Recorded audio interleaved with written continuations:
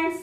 Today we are going to learn about how to change the voice of past continuous tense. तर विद्यार्थी मित्रांनो, आज आपण change the voice मधील past continuous tense ची वाक्य आपण बघणार आहोत. त्यासाठी let us see the construction of past continuous tense. म्हणजे आपल्याला काय करावं लागेल, पास्ट कंटिन्युअस टेन्सचं आपल्याला पहिले सूत्र बघावं लागेल का नेमकं कोणतं सूत्र वापरायचं. तर बघा, object plus was oblique were plus being plus past participle ज्याला आपण third form of verb plus remaining words plus by plus subject. तर बघा, सगळ्यात पहिले काय करायचं, दिलेल्या वाक्यातील कर्म पॅसिव्हाइज करत असताना सुरुवातीला घेऊन यायचं. त्यानंतर योग्य ते भूतकाळी टू बी रूप घ्यायचं. पास्ट टेन्स मध्ये टू बी रूप कोणते असतात, वॉज आणि वेअर यापैकी घ्यायचं असते. प्लस बीइंग वापरायचं आहे, प्लस क्रियापदाचं तिसरं रूप, प्लस वाक्यामध्ये जे काही उर्वरित शब्द असतील ते घ्या, प्लस बाय प्लस करता. तर आता नेमकं वॉज आणि वेअर कधी वापरायचं याविषयी जाणून घेऊया. विद्यार्थी मित्रांनो, आपण ज्या वेळेला subject I, he, she, it and singular such as name यापैकी जर येत असेल तर त्यासमोर past tense to be form was वापरा. जर पॅसिव्हाइज सब्जेक्ट प्लुरल येत असेल such as we, they, you आणि अनेक गोष्टी जर आला असेल तर त्यासमोर काय घ्यायचं तुम्हाला विद्यार्थी मित्रांनो, वेअरचा वापर करायचा असतो. Let us some examples of this type. सगळ्यात पहिले विद्यार्थी मित्रांनो काय करा, दिलेलं वाक्य कसं असते, पेपरमध्ये तुम्हाला जर अशा प्रकारचे जर वाक्य आले तर कसं ओळखणार तुम्ही. कारण एक तर पेपरमध्ये तुम्हाला ब्रॅकेटमध्ये चेंज द व्हॉइस म्हणून लिहून आलेलं असते, किंवा rewrite beginning with dash dash dash अशा प्रकारचं, म्हणजे जे तुमचं ऑब्जेक्ट असते ते त्या ठिकाणी दिलेलं असते, किंवा मेक इट पॅसिव्हाइज यापैकी दिलेलं असते. म्हणजे तुम्हाला त्या ठिकाणी दिलेलं वाक्य कोणत्या प्रकारामध्ये आहे हे तुम्हाला स्वतः ओळखायचं असते आणि त्यानुसार पॅसिव्हाइज करायचे असतात. कारण आज आपण जे बघत आहोत ते ऍक्टिव्हाइज टू पॅसिव्हाइज बघत आहोत, जेणेकरून पास्ट कंटिन्युअस टेन्स. तर अशा प्रकारचं वाक्य राहील आणि त्याच्याबद्दल आपल्याला पॅसिव्हाइज करत असताना कशा प्रकारे करायचं आहे तर याविषयी आपण बघूया. सगळ्यात पहिले लक्ष द्या की तुम्हाला पेपरमध्ये कशा प्रकारचे विचारले जाते. एक तर तुम्हाला इन्स्ट्रक्शन दिलेली असते ब्रॅकेटमध्ये चेंज द व्हॉइस म्हणून, किंवा rewrite beginning with dot dot dot bracket complete, किंवा मेक इट पॅसिव्हाइज यापैकी कोणतेही तुम्हाला पेपरमध्ये आलेलं असते आणि तुम्हाला प्रत्येक प्रकारामधलं कुठलं ना कुठलं एक वाक्य त्या ठिकाणी पेपरमध्ये असते विद्यार्थी मित्रांनो. पण ते नेमकं कोणत्या प्रकारातलं आहे हे तुम्हाला ओळखून त्या ठिकाणी व्हॉइस बनवायचा असतो, ऍक्टिव्हाइज टू पॅसिव्हाइज. चला तर let us see some example. Number 1, they were reading a novel. बघा, दिलेलं वाक्य कसं दिसते आहे, ऍक्टिव्हाइज मध्ये आहे. म्हणजेच या वाक्यामध्ये दे हा काय आलेला आहे, सब्जेक्ट म्हणून आलेला आहे. वेअर हे प्लुरल टू बी फॉर्म आहे, कारण दिलेल्या वाक्याचा जो सब्जेक्ट आहे तो सब्जेक्ट कसा दिसतोय तुम्हाला, प्लुरल मध्ये आहे. त्यामुळे पास्ट टेन्स मध्ये टू बी जरूर प्लुरल मध्ये काय घेतलेल्या वाक्यामध्ये, वेअर. आणि त्यानंतर मेन व्हर्बला आयएनजी लावलाय, म्हणजेच प्रेझेंट पार्टिसिपल वापर केलेला आहे. आणि त्यानंतर अ नॉवेल जे आहे हे काय झालं, तुमचं ऑब्जेक्ट झालं विद्यार्थी मित्रांनो. म्हणून ते वाक्य ऍक्टिव्हाइज मध्ये आहे. विच टेन्स, कोणत्या टेन्स मधलं आहे, पास्ट कंटिन्युअस टेन्स मधलं आहे. कारण दिलेल्या वाक्यामध्ये वेअर प्लस V1 आयएनजी आलेला आहे, म्हणजे to be form plus V1 ING आलेला आहे. Past tense to be form use केलेला आहे आणि त्याच्यासमोर येणारा जे व्हर्ब आहे त्या व्हर्बला काय लागून आलेला आहे, आयएनजी लागून आला आहे. म्हणजे ते वाक्य कोणती आहे, पास्ट कंटिन्युअस टेन्स आहे, ऍक्टिव्हाइज आहे. आता आपल्याला याला पॅसिव्हाइज मध्ये जर करायचं असेल तर कसं करणार बघा. दिलेल्या वाक्याचा जो ऑब्जेक्ट आहे तो तुम्ही सब्जेक्टच्या ठिकाणी घेऊन चला. म्हणजेच कसं होईल बघा, दिलेल्या वाक्याचा ऑब्जेक्ट कोणता आहे, अ नॉवेल. तर या ठिकाणी पॅसिव्हाइज सब्जेक्ट त्या ठिकाणी घेतल्यानंतर अ नॉवेल हा कसा आहे, याचे नंबर बघायचं. म्हणजेच वचन बघा कसा आहे, तो सिंगुलर आहे. जर सिंगुलर असेल तर पास्ट टेन्स मधील सिंगुलर टू बी चा वापर करा. म्हणजेच काय घ्यावं लागेल, वॉज. त्यानंतर आपल्याला पॅसिव्हाइज करायचं असल्यामुळे दिलेल्या वाक्यामध्ये जे व्हर्ब आलेला आहे त्याला काय लागून आलेला आहे विद्यार्थी मित्रांनो, आयएनजी लागून आलेला आहे. पण तो आयएनजी आपल्याला काय करायचा आहे, बीइंग म्हणून वापर करायचा आहे. म्हणून बीइंग हा जो शब्द घेतलेला आहे तो टू बीच्या रूपासमोर घ्यायचा, म्हणजे बीइंग. पण त्या ठिकाणी वाक्यात फक्त काय झालेलं आहे, मेन व्हर्ब आलेला आहे. त्या मेन व्हर्ब तुम्हाला इथे काय यूज करायचं आहे, थर्ड फॉर्म ऑफ वर्ब करायचा आहे. म्हणजेच रीडचं तिसरं रूप काय आहे विद्यार्थी मित्रांनो, रीड. त्यानंतर वाक्यामध्ये तुम्हाला रिमेनिंग वर्ड दिसते आहेत का, नाही. म्हणून अकॉर्डिंग टू कन्स्ट्रक्शन, बाय, त्यानंतर दिला गेलेला जो सब्जेक्ट आहे तो सब्जेक्ट कोणता आहे, दे हा सब्जेक्ट आलेला आहे. म्हणजेच बाय नंतर त्याला जर घेऊन गेलो तर काय होईल, देम, म्हणजे दे बाय देम. म्हणजे तुमचं उत्तर कसं होईल विद्यार्थी मित्रांनो बघा, a novel was being read by them. Now next example, she was doing homework at night. First sentence आणि सेकंड सेंटेन्स मध्ये व्हॉट्स द डिफरन्स, पहिल्या वाक्यामध्ये आणि दुसऱ्या वाक्यामध्ये काय फरक दिसतो आहे. फर्स्ट सेंटेन्स मध्ये तुम्हाला रिमेनिंग वर्ड दिसले आहे का, नाही. तर सेकंड सेंटेन्स मध्ये तुम्हाला रिमेनिंग वर्ड दिसते आहे, बरोबर आहे. तर चला या वाक्यामध्ये मेन ऑब्जेक्ट कोणता आहे बघूया आपण. तर या ठिकाणी आपल्याला दिलेलं वाक्य सगळ्यात पहिले बघायचं ते वाक्य कोणत्या याच्यामध्ये आहे, ऍक्टिव्ह वॉइस आहे की पॅसिव्ह वॉइस आहे पहिले बघायचं. दिलेलं वाक्य हे ऍक्टिव्ह वॉइस मध्ये आहे, कारण आता जे आपण सगळे वाक्य बघणार आहोत ती सर्वच्या सर्व वाक्य ऍक्टिव्ह वॉइसच असणार आहे. तर या वाक्यामध्ये सगळ्यात पहिले काय करायचं, कोणता सब्जेक्ट आहे, कोणता टू बी फॉर्म आहे याच्याकडे लक्ष टाकूया. बघा दिलेल्या वाक्याचा सब्जेक्ट कोणता आहे, शी. त्यानंतर पास्ट टेन्स टू बी रूप वापर केलेला आहे, वॉज. त्यानंतर क्रियापदाला आयएनजी लागलेला आहे, म्हणजेच कोणता शब्द आहे तो, डुईंग. आणि त्याच्यानंतर तुम्हाला होमवर्क ऍट नाईट असं दिसते आहे, बरोबर आहे. पण याच्यामध्ये नेमकं ऑब्जेक्ट कोणतं आहे हे तुम्हाला ओळखता आलं पाहिजे विद्यार्थी मित्रांनो. तर कारण पेपरमध्ये जर असं जर वाक्य आलं तर तुम्हाला ब्रॅकेटमध्ये जर चेंज द वॉइस असं जर दिलं असेल तर त्या ठिकाणी तुम्ही पॅसिव्ह वॉइस सब्जेक्ट घेताना होमवर्क ऍट नाईट असं घेऊ शकत नाही, कारण यातला जो मेन ऑब्जेक्ट आहे तो मेन ऑब्जेक्ट कोणता आहे, फक्त होमवर्क आहे. आणि ऍट नाईट जे आहे ते ऍट नाईट या ठिकाणी रिमेनिंग वर्ड्स म्हणून वापर केलेला आहे. तर याचं पॅसिव्ह वॉइस करत असताना कसं होते चला बघूया आपण. जे ऑब्जेक्ट आहे ते पॅसिव्ह वॉइस सब्जेक्टच्या ठिकाणी घेऊया, म्हणजेच काय होईल, होमवर्क. दिलेल्या पॅसिव्ह वॉइस मध्ये होमवर्क हा जो सब्जेक्ट म्हणून घेतलेली पोझिशन आहे याचं वचन बघा कसं आलेलं आहे. होमवर्क हा जो शब्द आहे हा सिंग्युलर आहे, त्यामुळे पास्ट टेन्स टू बी चा वापर काय होईल, was, correct.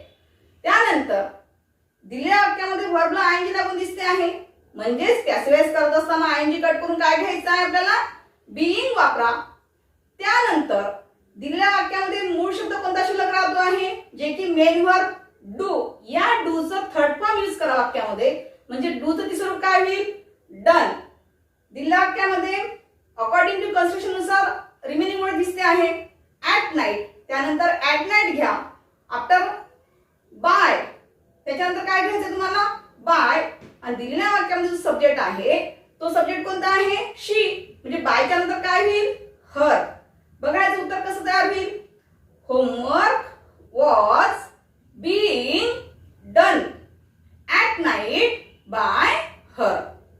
Now next example, Lalita was playing chess with her brother. बघा दिलेलं वाक्य कसं दिसतंय तुम्हाला, ऍक्टिव्ह वॉइस मध्ये दिसते आहे. इव्हन त्या वाक्यामध्ये टेन्स कोणता दिसतो आहे, पास्ट कंटिन्युअस टेन्स वाक्य आहे. या वाक्यामध्ये सब्जेक्ट कुठला आहे, ललिता. टू बी फॉर्म कुठलं दिसते आहे, पास्ट टेन्स सिंग्युलर दिसते आहे. पास्ट टेन्स मधील सिंग्युलर टू बीचं रूप आहे, म्हणजे वॉज. त्यानंतर मेन व्हर्बला आयएनजी लागून दिसते आहे, म्हणजेच कोणता शब्द आहे तो, प्लेइंग. ऑब्जेक्ट काय आहे, चेस. आणि रेस्ट ऑफ सेंटेन्स किंवा रेस्ट ऑफ वर्ड्स जे आहे विथ हर ब्रदर या ठिकाणी. तर या वाक्यामध्ये जरी तुम्हाला पेपरमध्ये चेंज वॉइस म्हणून ब्रॅकेटमध्ये जरी इन्स्ट्रक्शन आलेलं असेल तर यातला मेन ऑब्जेक्ट कोणता आहे विद्यार्थी मित्रांनो, फक्त चेस आहे. तुम्ही जर चेस विथ अ ब्रदर असं जर लिहितो म्हटलं तर तुमचं उत्तर या ठिकाणी काय होतं विद्यार्थी मित्रांनो, रॉंग होईल. म्हणून मागच्या व्हिडिओमध्ये तुम्हाला सांगितलं होतं की आपण मेन ऑब्जेक्ट कोणता आहे म्हणजेच डायरेक्ट ऑब्जेक्ट कोणता आहे ते कसं ओळखायचं, तर मागच्या व्हिडिओमध्ये मी तुम्हाला सांगितलेलं आहे. तर या ठिकाणी जे डायरेक्ट ऑब्जेक्ट आहे ते डायरेक्ट ऑब्जेक्ट कोणतं दिसते आहे? चेस. हा, चला तर याला आपल्याला पॅसिव्ह वॉइस बनवायचं असेल तर कसं बनवायचं? सगळ्यात पहिले दिलेल्या वाक्यातला जो ऑब्जेक्ट आहे ते पॅसिव्ह वॉइस सब्जेक्ट ठिकाणी घेऊन चला. म्हणजे दिलेल्या वाक्यातला ऑब्जेक्ट कोणता आहे? चेस. तर म्हणजे सुरुवातीला काय घ्यावं लागेल तुम्हाला? चेस. आता चेस हा जो आहे हा कसा आहे? सिंगुलर आहे. त्यामुळे सिंगुलर पास्ट टेन्स तुम्ही जर वापरा म्हणजेच काय घ्यावं लागेल? वॉज. त्यानंतर क्रियापदाला जो आयएनजी लागून आलेला आहे त्याचा बदल तुम्हाला बीइंग मध्ये करायचा. त्यानंतर दिलेल्या वाक्यामध्ये जे व्हर्ब आलेला आहे ते व्हर्ब जे आहे ते फर्स्ट फॉर्म ऑफ व्हर्ब शिल्लक राहिलेला आहे. म्हणजेच याला आपल्याला काय करावं लागेल? पॅसिव्ह वॉइस करत असताना कधी लक्षात ठेवा विद्यार्थी मित्रांनो, नेहमी क्रियापदाला तिसरं रूप घ्यायचं असते. चेंज द वॉइस मध्ये प्रत्येक वेळेस पॅसिव्ह वॉइस आपण ज्यावेळेस करतो त्यावेळेला क्रियापदाचं तिसरं रूप त्या ठिकाणी घेणे कंपल्सरी असते. म्हणजेच प्लेचं तिसरं रूप काय होईल? प्लेड. त्यानंतर रिमेनिंग वर्ड्स वाक्यामध्ये आहे विथ हर ब्रदर, बाय. दिलेला आपल्याला सब्जेक्ट कोणता आहे? ललिता. ललिता हे एक नाउन आहे, एका मुलीचं नाव आहे. म्हणून तुम्ही बायच्या नंतर काय करायचं आहे? ऍज इट इज जशा तसं तुम्हाला त्या ठिकाणी घ्यायचं आहे. म्हणजेच बाय नंतर काय घेणार तुम्ही? ललिता. हा, बघा कसं होईल उत्तर? Chess was being played with her brother by Lalita. काही विद्यार्थी याच्यामध्ये मिस्टेक करतात. कशा चुका होते? काही विद्यार्थी म्हणतात की दिलेला काय सब्जेक्ट ललिता आहे म्हणजे ललिता हे काय आहे? मुलीचं नाव आहे म्हणजे शी आहे. शीचा नंतर बाय नंतर बदल काय होतो? हर होते. तर काही विद्यार्थी चुकून काय करतात? तिथे हर लिहितात. तर अशी चूक करायची नाही. कारण पर्टिक्युलर व्यक्तीचं नाव दिलेलं आहे तर बाय नंतर तुम्हाला काय घ्यायचं आहे? त्या व्यक्तीचं नावच घ्यायचं आहे. जोपर्यंत तिथे तुम्हाला प्रोनाउन येत नाही सब्जेक्टच्या ठिकाणी, जोपर्यंत तुम्हाला शी लिहून दिसत नाही तोपर्यंत बाय नंतर हर घ्यायचा नाही. तिथे जर नाव आलं असेल, कुठलंही नाव येऊ द्या, सीता येऊ द्या, ललिता येऊ द्या, तर बाय नंतर तुम्हाला काय घ्यावं लागेल? सीता असेल तर सीता, ललिता असेल तर ललिताच घ्यावं लागेल. आलं लक्षात? चला next example. Jaya was cooking something in the kitchen. बघा दिलेलं वाक्य हे ऍक्टिव्ह मध्ये आहे. त्या वाक्यामध्ये सब्जेक्ट कोणता आलेला आहे? जया. जया सुद्धा एका मुलीचं नाव आहे जया. जया हे सिंगुलर आहे त्यामुळे तुम्ही जर सुद्धा कसं घेतलेलं आहे वाक्यामध्ये? सिंगुलर वापरलेलं आहे. कुठला आहे? वॉज. त्यानंतर दिलेल्या वाक्यामध्ये व्हर्बला काय लागून आलेला आहे? आयएनजी लागून आलेला आहे. म्हणजेच काय आहे ते? Cooking.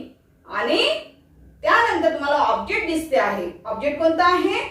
Something in the kitchen. हे जे राहिलेलं रेस्ट ऑफ सेंटेन्स आहे समथिंग इन द किचन. तर यामध्ये तुम्हाला समथिंग इन द किचन हे पूर्णतः ऑब्जेक्ट म्हणून घेता येणार नाही विद्यार्थी मित्रांनो.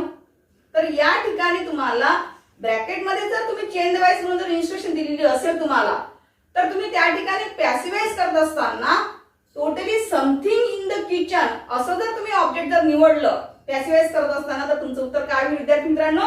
रॉंग होईल. तर यातला मेन ऑब्जेक्ट कोणता आहे? ओनली समथिंग आहे. बघा फक्त समथिंगला घेऊन सुरुवातीला यायचं पॅसिव्ह वॉइस करत असताना. त्या समथिंगला समथिंगची जी पोझिशन आहे त्या समथिंगची पोझिशन काय करा तुम्ही? पॅसिव्ह वॉइस सब्जेक्ट ठिकाणी घ्या. म्हणजेच बघा कसं होईल? समथिंग. आता समथिंग याला जर आपण पॅसिव्ह वॉइस मध्ये सब्जेक्टच्या ठिकाणी घेऊन आलं तर याचं वचन बघायचं. याचं नंबर्स बघा कसं आहे? सिंगुलर आहे प्लुरल आहे? सिंगुलर आहे. समथिंग काहीतरी. आता काहीतरी म्हणजे काही असं आपल्याला सांगितलं आहे का पर्टिक्युलरली? 2 वस्तू, 3 वस्तू, 4 वस्तू किंवा काहीतरी असं काही सांगितलं आहे का? नाही आहे. त्याच्यामुळे ते सिंगुलर मध्येच आहे. त्यामुळे टू बी जरूर काय घ्यायचं तुम्हाला? पास्ट टेन्स मधील सिंगुलर टू बी जरूर वापरायचं आहे जे म्हणजे वॉज. त्यानंतर क्रियापदाला जो आयएनजी लागून आलेला आहे त्या आयएनजीला कट करून पॅसिव्ह वॉइस करत असताना काय वापरायचं आहे? बीइंगचा वापर करा. त्यानंतर दिलेल्या वाक्यात राहिलेलं जे काही मेन व्हर्ब आहे त्या मेन व्हर्बचं तुम्हाला थर्ड फॉर्म ऑफ व्हर्ब करायचं आहे ज्याला आपण पास्ट पार्टिसिपल असं सुद्धा म्हणत असतो विद्यार्थी मित्रांनो. म्हणजे दिलेल्या वाक्यात मेन व्हर्ब काय शिल्लक राहील? मग आयएनजी कट केल्यानंतर कुक. त्या कुकचं थर्ड फॉर्म यूज करा म्हणजेच काय होईल? कुक्ड. आणि त्यानंतर अकॉर्डिंग टू द कन्स्ट्रक्शन नुसार रिमेनिंग वर्ड दिसते आहे ते कोणते आहे? In the kitchen. त्यानंतर बाय आणि दिलेला वाक्याला सब्जेक्ट कोणता आहे? जया. जया हे एका मुलीचं नाव आहे, जे नाऊन आहे. जर नाऊन असेल तर बाय नंतर जशा तसं घ्यायचं असेल विद्यार्थी मित्रांनो. बघा ते कसं होईल आता passive voice sentence. Something was being cooked in the kitchen by Jaya. चला नेक्स्ट सेंटेन्स बघूया आता.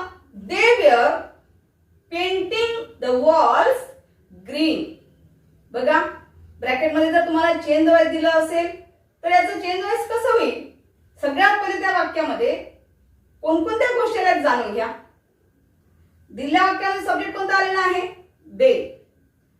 त्यानंतर दिलेल्या वाक्यामध्ये टू बी चं रूप दिसते जे की प्लुरल मध्ये आहे, कारण दिलेल्या वाक्याचा जो सब्जेक्ट आहे तो सुद्धा ऑलरेडी कसा आहे, प्लुरल मध्येच आहे, म्हणजेच वेअर. त्यानंतर दिलेल्या वाक्यामध्ये व्हर्बला आयएनजी लागून आलेला आहे. कुठला आहे, पेंटिंग.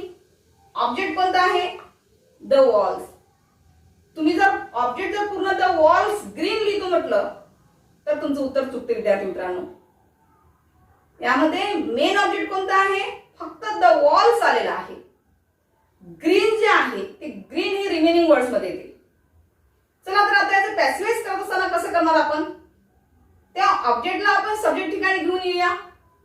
तर नेमकं मेन ऑब्जेक्ट कोणतं सांगितलं आपण, द वॉल्स. वॉल्स हा जो शब्द आहे सब्जेक्ट म्हणून या ठिकाणी पॅसिव्ह करत असताना घेतल्यानंतर त्याचा नंबर बघा, त्याचं वचन बघा कसं आहे. तो सिंग्युलर असेल तर सिंग्युलर टू बी चं रूप ठेवा, जर प्लुरल आलं असेल तर प्लुरल ठेवा. म्हणजे या वाक्यामध्ये सब्जेक्टच्या ठिकाणी प्लुरल मध्ये आलेला आहे द वॉल्स, त्यामुळे टू बी चं रूप सुद्धा तुम्हाला काय घ्यायचं आहे, प्लुरल मध्येच घ्यायचं आहे. म्हणजेच काय घेणार आपण, वेअर. त्यानंतर टू बी च्या रूपानंतर बीइंग वापरा. दिलेल्या वाक्यामध्ये जो मेन वर्ब राहिलेला आहे शिल्लक, पेंट, त्याचा थर्ड फॉर्म यूज करा, म्हणजेच पेंटेड. त्यानंतर दिलेल्या वाक्यामध्ये रेस्ट ऑफ वर्ड्स आहे, ज्याला आपण रिमेनिंग वर्ड्स म्हणतो. कोणता आहे, ग्रीन.